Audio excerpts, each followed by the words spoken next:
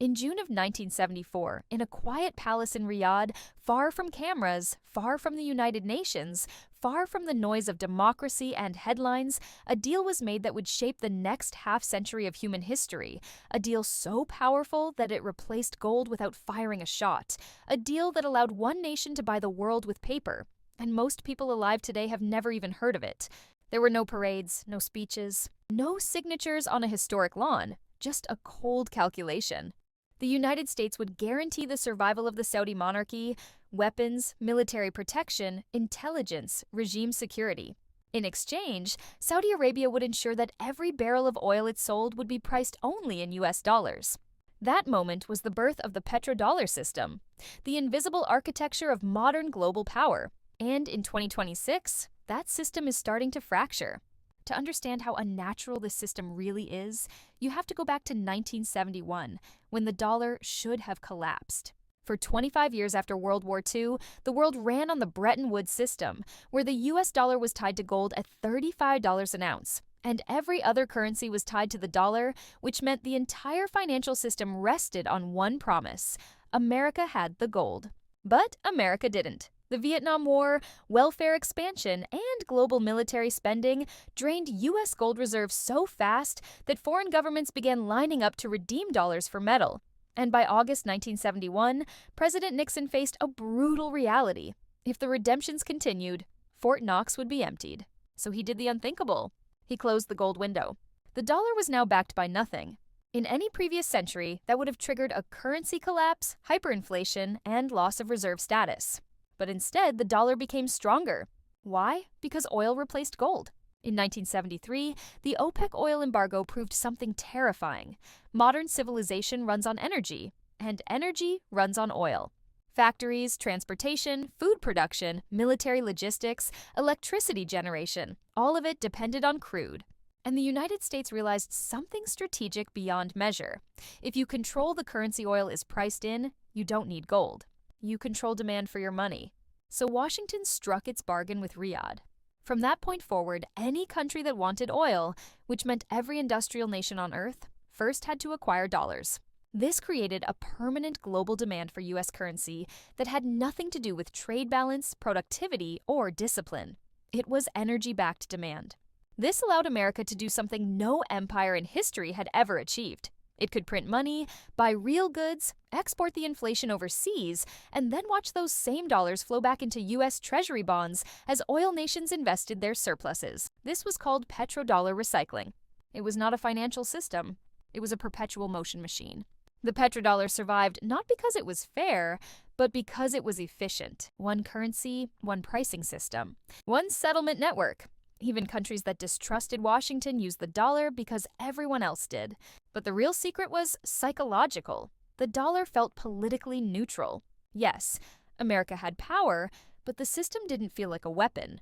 That illusion shattered in 2022, when the U.S. and its allies froze roughly $300 billion of Russia's central bank reserves. Something changed at a structural level that most Western analysts still don't fully grasp. The dollar stopped being just a currency. It became conditional access, and that terrified governments everywhere. Because for the first time, central banks understood their reserves weren't really theirs. They were permissions. From Riyadh to Beijing to New Delhi to Brasilia, one question began echoing inside finance ministries.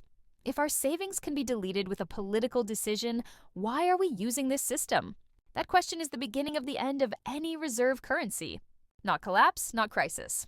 Erosion of trust. And trust, not gold, is what reserve systems run on.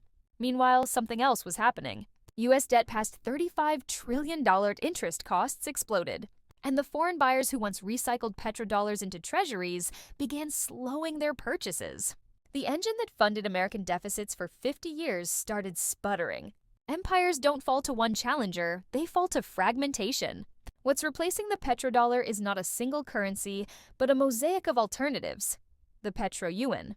China, now the world's largest oil importer, began settling energy contracts in yuan with Russia, Iran, and increasingly Saudi Arabia. This wasn't symbolic. It reduced dollar dependency in real trade flows. BRICS payment infrastructure.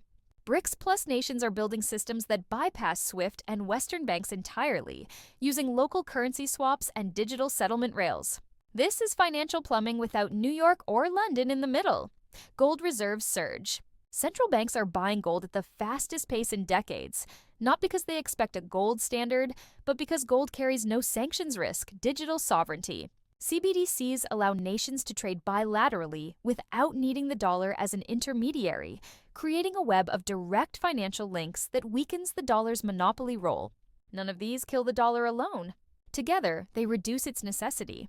And reserve currencies don't die from hate. They die when they are no longer required. If the world needs fewer dollars, the surplus dollars don't disappear. They come home.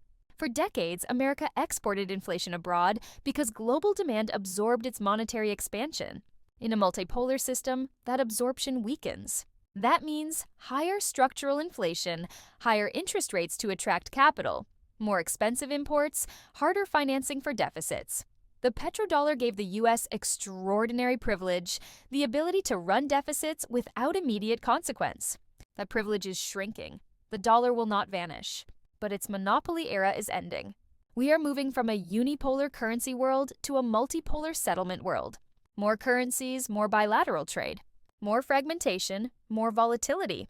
Efficiency decreases, security increases. History shows this pattern clearly. The Dutch guilder dominated trade in the 17th century. The British pound ruled the 19th. The dollar ruled the late 20th. Each system didn't explode. It slowly gave way as new powers demanded financial sovereignty. The petrodollar was built on oil, but sustained by belief. The belief that the system was stable, that reserves were safe, that the center would hold. When belief fractures, alternatives gain legitimacy.